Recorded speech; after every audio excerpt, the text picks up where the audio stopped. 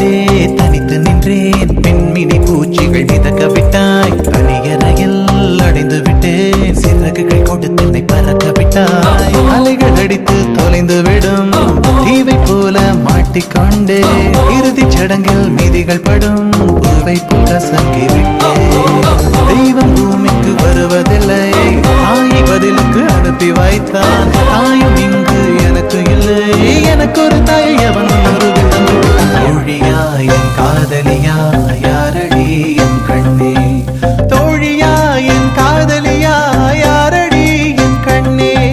மடி மீது தூங்கச் சொல்கிறாய். தோள் மீது சாய்ந்து கொள்கிறாய். நெருங்கி வந்தால் நன்றி